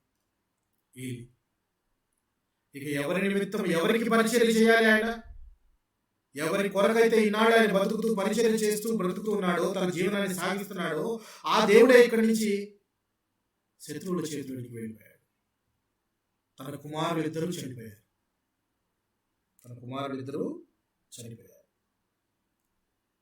చనిపోగానే ఫీనేహాసు భార్య గర్భవతిగా ఉంటుంది. ఫీనేహాసు భార్య అంటే ఇద్దరు కుమారులు, ఒక కుమారుడి భార్య గర్భవతిగా ఉంటుంది. ఆ గర్భవతి అయిన ఆమెకు ఈ విషయం తెలియగానే తన మామ, అలాగే తన భర్త, తన మరిది, వీరి వలన నిబంధన మందసము పట్టబడింది, నిబంధన మందసము శత్రువుల చేతిలోకి వెళ్ళిపోయిందని ఈమెకు తెలిసి ఈమె గర్భవతిగా ఉన్నది ఎక్కడ ఉన్నదో అక్కడ కుప్పకూలిపోతుంది. మోకాళ్ళ మీద కుంగి అక్కడే ప్రసవించేస్తుంది బిడ్డని. అక్కడే ప్రసవిస్తే ఆ చుట్టుపక్కల ఉన్న వాళ్ళంతా భయపడకమ్మా, మగబిడ్డను కన్నావు అని చెప్తుంటారు. మగబిడ్డను కన్నావు అని చెప్తే ఆమెకు ఈ జరిగిన సంగతి అంతా తెలుసు. తన మామ గురించి, తన భర్తల గురించి, అలాగే దేవుని మందసం నిజంగా శత్రువుల చేతులకు వెళ్ళిపోయిందన్న మాట తెలియగానే ఆమె ఆ బిడ్డకు పెట్టే పేరేంటి తెలుసా మీకు? తెలుసు కదా మీకు? ఆ బిడ్డకు ఒక పేరు, ఆ బిడ్డకు ఈకాబోదు అనే పేరు పెడుతుంది. ఈకాబోదు అంటే అర్థం ప్రభావము ఇజ్రాయెల్ దగ్గర నుంచి వెళ్ళిపోయింది, ప్రభావము పోయేను అంటే ద గ్లోరీ హ్యాస్ డిపార్టెడ్. దేవుని యొక్క ప్రభావము, దేవుని యొక్క మహిమ, దేవుని యొక్క ప్రసన్నత ఇశ్రాయేలీయులను విడిచి ఎక్కడికి వెళ్ళిపోతుంది? ఫిలిష్తీయుల దగ్గరికి వెళ్ళిపోయింది. ఫిలిష్తీయుల చేతిలోనికి అది వెళ్ళిపోయింది. ప్రభావం వెళ్ళిపోయింది. అది ఆమెకు అర్థమైంది. గర్భవతిగా ఉన్న స్త్రీకి అర్థమయ్యి ఆమె ఏమంటుందంటే, తన భర్త చనిపోయాడని తెలుసుకుంది. దేవుని యొక్క ప్రభావం ఇశ్రాయేలు నుండి వెళ్ళిపోయిందని తన బిడ్డకు ఈకాబోదని పేరు పెట్టాను. దేవుని మందసము పట్టబడిపోయినందున ప్రభావం ఇశ్రాయేలు నుండి చెరపట్టబడిపోయిందని ఆమె చెప్పాను. ప్రభావము చెరపట్టబడి వెళ్ళిపోయింది ఇక్కడి నుంచి. అంటే దేవుని యొక్క మహిమ, దేవుని యొక్క ప్రసన్నత, దేవుని యొక్క ప్రభావము ఇశ్రాయేలులను విడిచి వెళ్ళబోతుంది, అంటే విడిచి వెళ్ళిపోయింది అని చెప్పి ఆ బిడ్డకు ఈకాబోదని పేరు పెట్టారు. ఇప్పుడు చెప్పండి, ఇర్మియా గారితో దేవుడు మాట్లాడుతున్న మాటకి, చెప్పిన మాటకి ఈ మాట సరిపోతుందా? దేవుడు ఏమంటున్నాడు? నేను షిలోహుకు చేసినట్లుగానే ఈ ప్రాంతానికి చేస్తానంటున్నాడు. అంటే ఇప్పుడు యెరూషలేముకు ఏం జరగబోతుంది?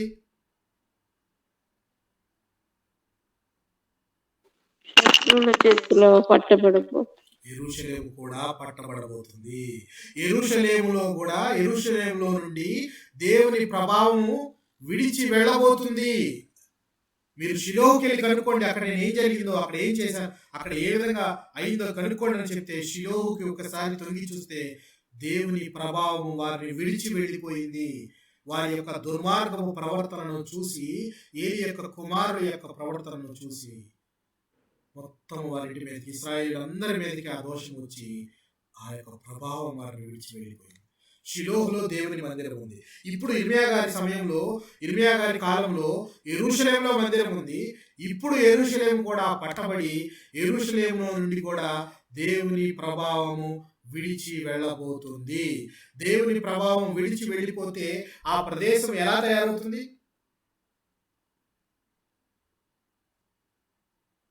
ఆ ప్రదేశం ఎలా తయారవుతుంది ప్రియులారా?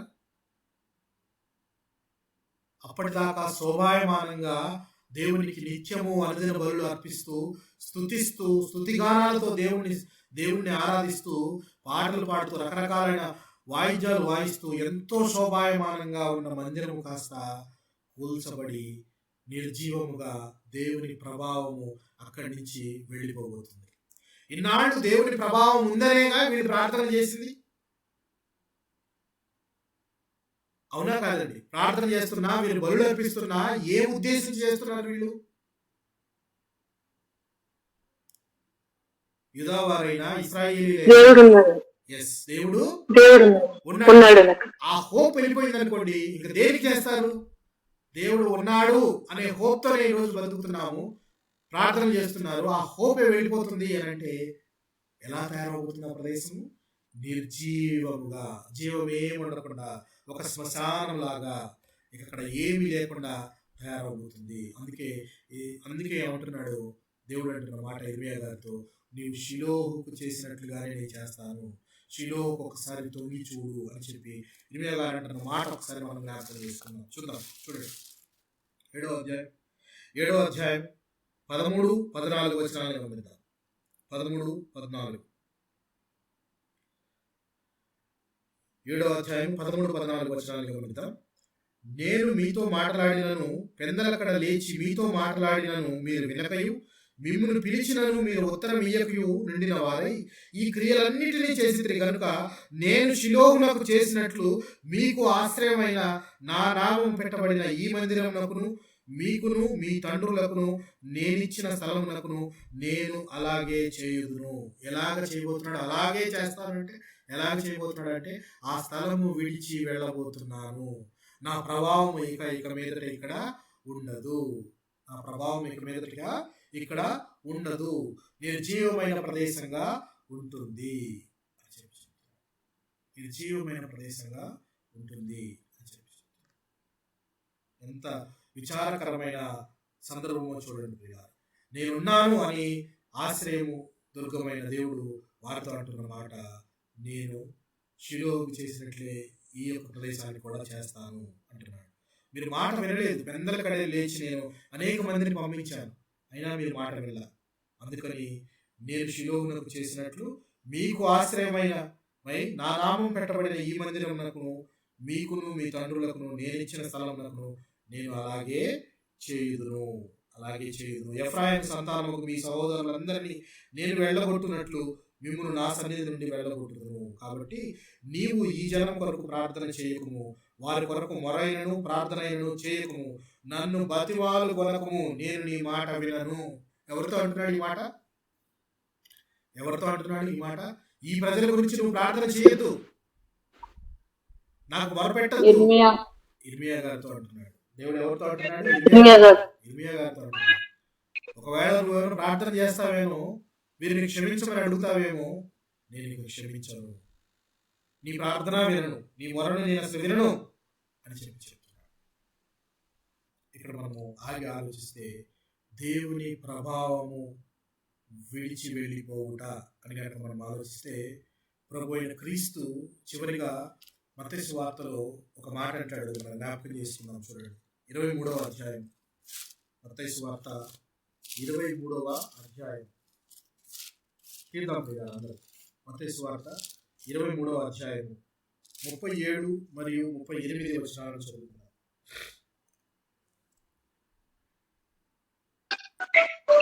యెరూషలేమా, ప్రవక్తలను చంపుచును, నీ వద్దకు పంపబడిన వారిని రాళ్లతో కొట్టుచును ఉండుదానా, కోడి తన పిల్లలను రెక్కల క్రింద ఎలాగూ చేర్చుకును, అలాగే నేనును నీ పిల్లలను ఎన్నో మార్లు చేర్చుకొనవలనని ఉంటిని, గాని మీరు వెళ్ళకపోతిరి. ఇదిగో మీ ఇల్లు మీకు విడవబడి ఉన్నది. ఇది మొదలుకొని ప్రభు పేరిట వచ్చివాడు స్తుతించబడును గాకని మీరు చెప్పు వరకు నన్ను చూడరని మీతో చెప్పుచున్నాను. సరే, ప్రభు అయిన క్రీస్తు అన్న మాటలు మనం జ్ఞాపకం చేసుకుంటే, యెరూషలేమా యెరూషలేమా, ప్రవక్తలను చంపుచును నీ యొద్దకు పంపబడిన వారిని రాళ్లతో కొట్టుచును ఉండుదానా. ప్రవక్తలనే చంపేస్తున్నారు, మీ వద్దకు పంపించిన వాడిని రాళ్లతో కొడుతున్నారు. అలాంటి యెరూషలేము ప్రాంతాన్ని, యెరూషలేము మందిరాన్ని చూసి దేవుడు అంటున్నమాట, కోడి తన పిల్లల్ని రెక్కల కింద ఎలాగా భద్రపరుచుకుంటుందో అలాగ నేను ఎన్నోసార్లు మిమ్మల్ని గార్డ్ చేయడానికి, ప్రొటెక్ట్ చేయడానికి ప్రయత్నించాను, కానీ మీరు మాట వినకపోతుంది. మాట వినని జనాంగం, మాట వినని తరం అనేది మన బ్లడ్లోనే ఉంటుంది, మన స్వభావంలో ఉంటుంది. ఏముందిలే అనే ఒక స్వభావం ఉంటుంది. అందుకే దేవుడు అంటున్న మాట జాగ్రత్తగా గమనిద్దాం. మీ ఇల్లు మీకు విడవబడి ఉన్నది. ఎవరి ఇల్లు ఎవరికి విడవబడి ఉన్నదని చెప్తున్నాడు దేవుడు. క్రీస్తు, ప్రభు అయిన క్రీస్తు అంటున్న మాటను జాగ్రత్తగా గమనించండి. ఎవరి ఇల్లు ఎవరికి విడవబడి ఉన్నది?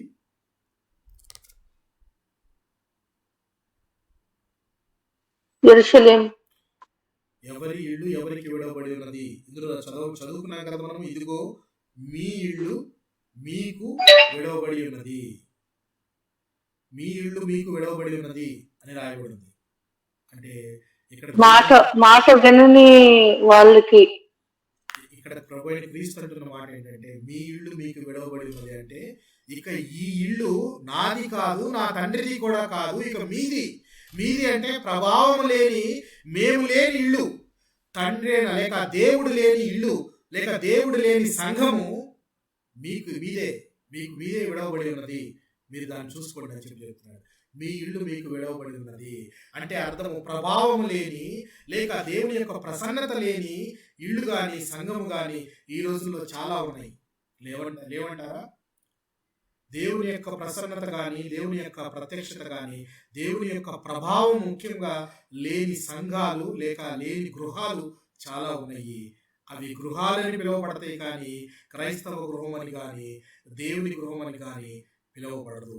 ఏ కాడికి దేవుడు సంఘంలో మనతో కూడా ఉన్నాడా అని కనుక చూస్తే సంఘాల్లో పాటలు అన్నీ వినపడుతూనే ఉంటాయి, కానీ సంఘములోని వ్యక్తులు మాత్రము అవే మోసకరమైన మాటలు, అవే దుష్టకరమైన చూపులు, అవే రకమైన సత్కార్యాలు చేయని మనస్తత్వాలు, పక్కవారిని ప్రేమించని హృదయాలు, ఇవన్నీ కలిగి ఉంటే దేవుని యొక్క నిబంధనను కనుక ఉల్లంఘిస్తూ ఉంటే దేవుని ప్రభావం ఉంటుందా? దేవుని ప్రభావం తోడుగా ఉంటుందా? దేవుని ప్రభావం లేని ఇంట్లో ఉండటం అనేది ఎంత భయంకరమైన శిక్ష తెలుసా? How terrible it is. నరకంతో సమానము.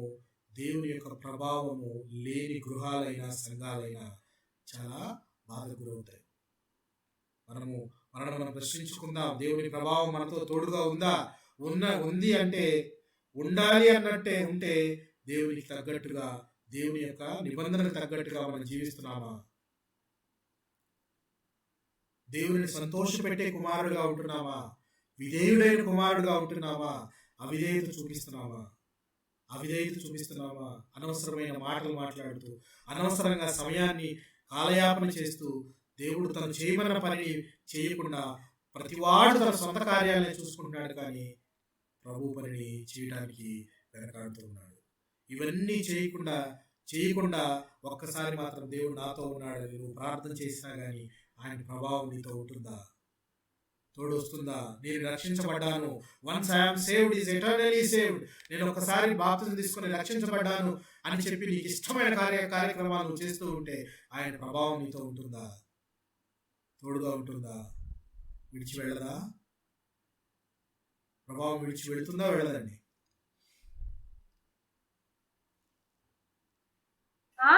విడిచి వెళ్తుంది. విడవబడిన గృహము. మీరు గమనించారా లేదా? ఎప్పుడైనా ట్రైన్లో వెళ్తూ ఉన్నప్పుడు మీరు రైల్వే ట్రాక్ పక్కన కొన్ని బిల్డింగ్స్ పైన అబాండెడ్ అని రాసి ఉంటుంది. గమనించారా ఎప్పుడైనా? రైల్లో ప్రయాణం చేస్తుంటే మనము ట్రాక్ పక్కనే కట్టబడి ఉన్న ఒక బిల్డింగ్, ఒక చిన్న ఒక వైట్ కలర్ ఉన్న ఇల్లు దానికి అబాండెడ్ రాసి ఉంటుంది. గమనించారు ఎప్పుడైనా మీరు? హౌస్ చూసాం కానండి, దాని మీద రాసింది గమనించలేదు పాస్టర్. ఎప్పుడైనా అంటే ఏంటంటే పాతది, ఫర్ ఎగ్జాంపుల్ మీ ఊర్లో ఉన్న ఆ ట్రాక్ పక్కన ఉన్న సిగ్నలింగ్ ఉన్న టవర్ ఉంది అనుకోండి, అది పాత అయిపోయింది, కొత్తది కట్టాలంటే దాన్ని ఇంకా అక్కడ రాస్తారు, అక్కడ ఇంకా వాడబడకూడదు అని అబాండెడ్ అని రాస్తారు. అబాండెడ్ టు రూల్ అంటే నాశనమునకై విడవబడినది. ఇక దాన్ని నాశనం చేయడం తప్ప దాన్ని రీయూజ్ చేసుకునే అవసరం ఉండదు, తిరిగి దాన్ని కట్టబడే అవసరం ఉండదు అని చెప్పేసి అబాండెడ్ రాసింది. అంటే నాశనమునకై విడవబడిన గృహము. ప్రభు అయిన క్రీస్తు అంటున్న మాట, మీ గృహము మీకే విడవబడింది. ఇది నా గృహం కాదు, నా తండ్రి గృహం కాదు, నా తండ్రి గృహము మీకు మీ దృష్టికి దొంగల గుహ అయినదా అని అన్న దేవుడే, అన్న ప్రభు ఇప్పుడు అంటున్నాడు, మీ గృహమే ఇది, ఇక దేవుడి ప్రసన్నత లేనే లేదు, ఇది మీ కొరకే విడవబడింది అని చెప్తున్నాడు. చూడండి ఆ మాట. ఇదిగో మీ ఇల్లు మీకు విడవబడి ఉన్నది, ఇది మొదలుకొని ప్రభు పేరట వచ్చు వాడు స్తుతింపబడును గాక అని మీరు చెప్పు వరకు నన్ను చూడరని మీతో చెప్పుచున్నాను, ఇక నేను మీకు కనబడను అని చెప్తూ ఉన్నాడు దేవుడు. ఈ గృహాన్ని నాశనానికై విడవబడింది అని చెప్తున్నాడు.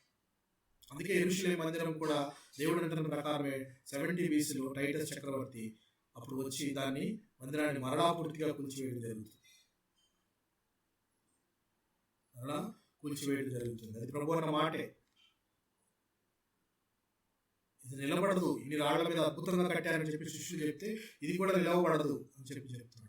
అంటే హస్తకృతాలయంగా మనం కట్టుకొని గొప్ప గొప్ప ఆలయాల్లా కట్టుకుంటే అది దేవుడు సంతోషిస్తాడు అనుకుంటున్నారు, బలులు ఇస్తే సంతోషిస్తాడు అనుకుంటున్నారు, అర్పణలు ఇస్తే సంతోషిస్తాడు అనుకుంటున్నారు దేవుడు, విలువైన వస్తువులు తీసుకెళ్లి చర్చిలో బహుమతులుగా ఇస్తే సంతోషిస్తాడు అనుకుంటున్నారు దేవుడు.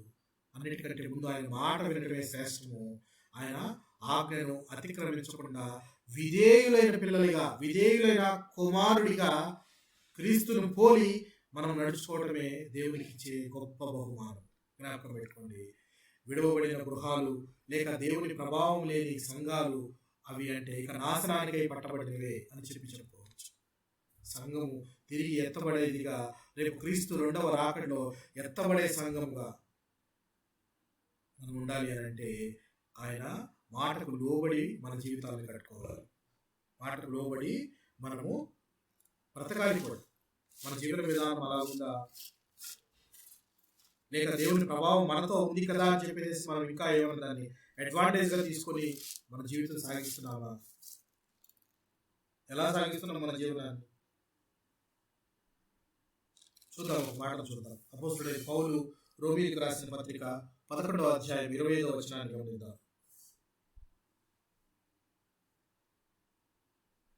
11వ అధ్యాయం 25వ వచనాన్ని గమనిద్దాం.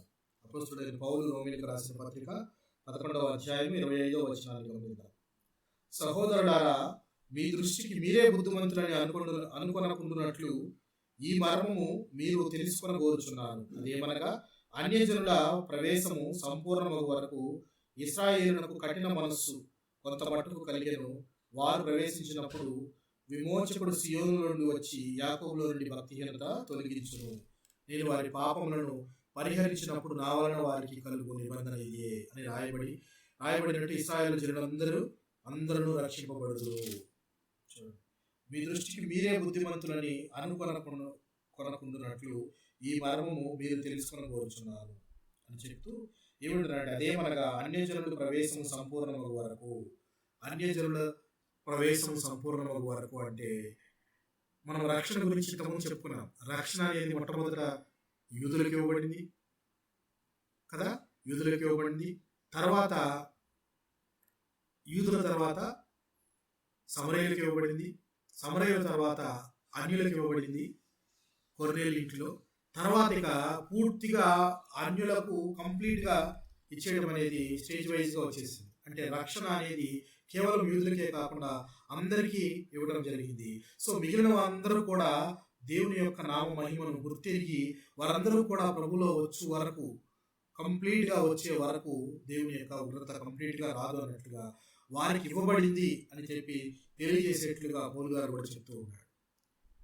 సో రక్షణ అన్యులకి ఇవ్వబడింది, యూదులకి ఇవ్వబడింది. రక్షణ ఇవ్వబడింది కదా అని చెప్పి దాన్ని మనము నిర్లక్ష్యం చేసేవారిగా, లేక దేవుని ప్రభావం మనతో ఎల్లకాలం ఉంటుంది, మనం ఏ పనులు చేసినా అని దాన్ని ఉద్దేశపూర్వకంగా చెడగొట్టే వారిలా ఉండకుండా విధేయులుగా ఉండేటట్లుగా మన జీవితాలు మనం ఎప్పుడు దిద్దుకోవాలి అని ప్రభు మనకు తెలియజేస్తున్నాడు. అందుకే మీ గృహము, మీ ఇల్లు మీకు విడవబడింది అని చెప్పి అక్కడ చివరిగా చెప్తూ ఉన్నాడు. అదే నా తండ్రి గృహం కాదు, నా గృహం కాదు. చూడండి, సో ప్రభావం వెళ్ళిపోయిన గృహాన్ని కనుక గమనిస్తే ఎంత నరకంగా ఉంటుందో, సంఘమైనా అంతే, ఇల్లైనా అంతే. దేవుని యొక్క ప్రభావము మన గృహాల్లో ఉంటేనే మన జీవితాలు చక్కగా నడుస్తాయి కదా. సో ఇర్మియా గారి ద్వారా దేవుడు మాట్లాడుతున్న మాట ఏంటంటే, షిలోహుకు చేసినట్లు యెరూషలేము కూడా చేయబోతున్నాను. షిలోహులో ఏ విధంగా దేవుని మందిరం ఉందో యెరూషలేములో దేవుని మందిరం ఉంది. షిలోహులో ఏ విధంగా జరిగిందో దేవుని ప్రభావం అక్కడి నుంచి వెళ్ళిపోయింది. దేవుని ప్రభావం అక్కడి నుంచి వెళ్ళిపోయిన తర్వాత ఆ ప్రదేశానికి ఏమైనా విలువ ఉంటుందా? ఆ ప్రదేశానికి ఏమైనా వాల్యూ ఉంటుందా?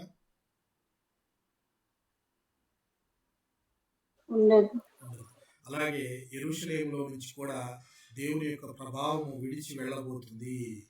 అక్కడ ఫిలిస్తీన్లు పట్టుకున్నారు. ఇప్పుడు ఇక్కడ యూదా వారి మీదకి బబులోను వారు ఉత్తర దేశం నుంచి ఒక జనము, క్రూర జనము రాబోతున్నారు. ఇంకా రాలేదు, అంటే మనం దగ్గరలో ఉన్నాం. రాబోతున్నారు. వారు వచ్చి దాడి చేసి మందిరాన్ని పూర్తిగా కూల్చివేసి ఏం చేయబోతారు అనేది మనం ముందు సెషన్స్లో చివరి 4వ భాగంలో యెరూషలేం డిస్ట్రక్షన్ అనే భాగంలో మనం ఏమేమి చేశారనేది క్లియర్గా మాట్లాడుకుంటాం. దానికి ముందుగా యూదాకు ఇచ్చిన ప్రవచనాలు మనం 3వ ప్రవచనాన్ని మాట్లాడుకుంటున్నాం. ఈ 3వ ప్రవచనం 7వ అధ్యాయం 1వ వచనం నుంచి 10వ అధ్యాయం వరకు, 10వ అధ్యాయం 25వ వచనం వరకు కొనసాగుతుంది. అందులో మనం ఇప్పుడు కొన్ని వచనాలను ధ్యానం చేశాము. ఈ దేవుని మందిరము నా స్థలము, లేక దేవుడు ఈ దేవుని మందిరము అని చెప్పి మీరు దంబాలు కొట్టుకుంటున్నారు, అయితే ద్వారం మధ్య నిలబడి చెప్పు అని ఇర్మియాకు చెప్తున్నాడు. దేవుడు ఏమని చెప్పమంటున్నాడు? ఈ మందిరాన్ని నేను షిలోహుకి ఎలా జరిగిందో అలాగే ఇక్కడ చేయబోతున్నానని చెప్పి ప్రకటించమని ఇర్మియా గారితో చెప్తున్నాడు. ఇక ఒక్కసారి కనుక మనము ఈ మాటను గమనిస్తే, అవిధేయులైన కుమారులు అయిన హోఫ్నీ ఫినెహాస్కి యాజకుడు ఏలీ కుమారుడు అయ్యారు కాబట్టి వీరు ఏ గోత్రానికి చెందిన వారు ఉంటారు?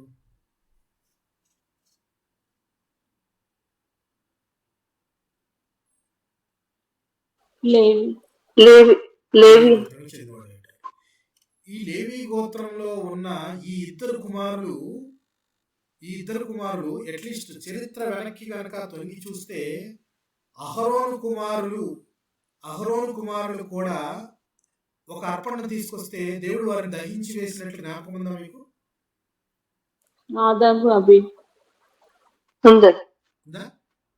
Right sister.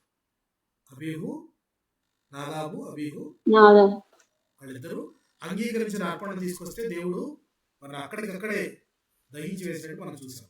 అంటే ఈ లేవి తరంలో అహరోను కుమారుడికి ఈ విధంగా జరిగింది. దేవుడికి ఇష్టమైన అర్పణ అర్పిస్తేనే ఈ విధంగా చేశాడే. ఇక దేవుడికి అంగీకారం కాని ఇలాంటి పనులు ఏది వ్యభిచరించకూడదు అనేది 10 ఆజ్ఞలలో ఉన్నది. అలాగే యాజకుడు ఏ భాగం తీసుకోవాలి, యాజకుడు అర్పణలు తీసుకొని వచ్చినప్పుడు దేన్ని తీసుకోవాలి అని చెప్పేసి లేవీల కంటే గొప్పగా ఎవరికి తెలియదు. ఎందుకు? దాన్ని నిర్వర్తిస్తుంది వాళ్ళు కాబట్టి. డ్యూటీ ఎవరు చేస్తున్నారో వాళ్ళకి ఆ డ్యూటీ గురించి అన్నీ తెలుసు. లేవీలకు అన్నీ తెలుసు. ఏది అర్పణగా వచ్చిన వాటిలో ఏది వాళ్ళు తీసుకోవాలి, ఏది దహన బలిగా ఉపయోగించాలి, ఇవన్నీ వాళ్ళకి తెలుసు.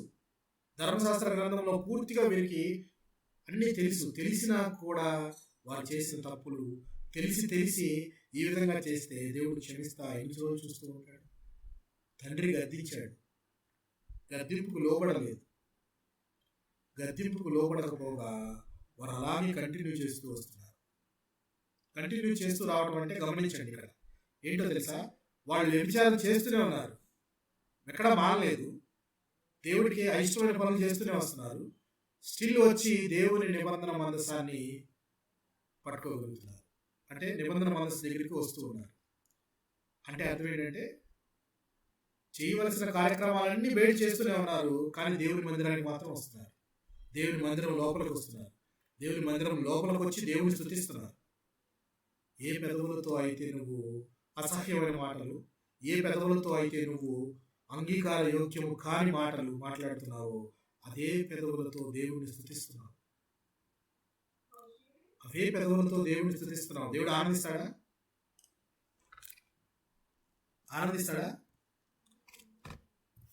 ఆనందించదండి. చూసారా యాజకుడైన ఏలీ కుమారులు కూడా తండ్రి భక్తుడే, కుమారుడు దుర్మార్గులు. అలాంటి దుర్మార్గపు ప్రవర్తన కలిగి నిబంధన మందసాన్ని పట్టుకొని యుద్ధానికి వెళ్ళారంటే ఎందుకు వాళ్ళే పట్టుకొని వెళ్ళారని చెప్పి చెప్తున్నాను నేను మీకు. అంటే జనరల్గా మందసాన్ని మోసుకెళ్ళేది ఏ వంశీలే ఉంటారు? లేవి వంశీలే ఉంటారు. సో వీళ్ళందరూ యుద్ధం చేసేవాళ్ళుగా ఉన్నారా అని అంటే మ్యాక్సిమం చెప్పగలిగితే యుద్ధం చేసేవారిగా కంటే ఈ యొక్క మందసాన్ని పట్టుకొని అక్కడ ఉండేవారిగా ఉండొచ్చు. అంటే జస్ట్ ఎజంప్షన్ అది చెప్తున్నాను. సో అంటే అర్థం, దానికి వెనకున్న అర్థం ఏంటంటే పాప పనులన్నీ చేసి దేవుని మందిరానికి వచ్చేసి దేవుని సన్నిధిలో దేవునికి దగ్గరగా వచ్చి ఆయన కాళ్ళను ముట్టుకోనో లేకపోతే అక్కడ ఉన్న ప్రదేశాన్ని ముట్టుకోనో మేము పరిశుద్ధులం అయిపోయాము అని అనుకుంటారేమో. ఏదైనా మనం అర్పించే అర్పణ అయినా మన జీవితమైనా దేవునికి అంగీకారయోగ్యంగా ఉండాలి. అది జనులకు కాదు. బయటోళ్ళకి అంగీకారయోగ్యం కాకపోయినా, నిన్ను త్యజించినా, నిన్ను విసర్జించినా, నిన్ను కుటుంబంలోంచి బయటికి నెట్టేసినా నీ జీవితం దేవునికి అంగీకారయోగ్యంగా ఉందనుకోండి, అది వెలుగుబడే జ్యోతిగా ప్రకాశిస్తావు. ఆయన రెండవ రాకడలో ఎత్తబడి ఆయనతో పాటు 1000 ఏళ్ల పరిపాలనలో నువ్వు పాలిభాగస్తుడు అవుతావు. సో ఇర్మియాతో చెప్తున్న మాట దేవుడు జాగ్రత్తగా గమనించండి. దేవుని యొక్క ప్రభావము గృహాల నుంచి వెళ్ళిపోకుండా మన ప్రవర్తనలు మనం జాగ్రత్తగా చూసుకోవాలి అని చెప్పి దేవుడు మనను హెచ్చరిస్తున్నాడు. అది సంఘమైనా కానీ మన గృహమైనా కానీ. సో దేవుడి కొద్ది మాటలు మన వినికిడిలో దీవించి ఆశీర్వదించును గాక. ఆమేన్.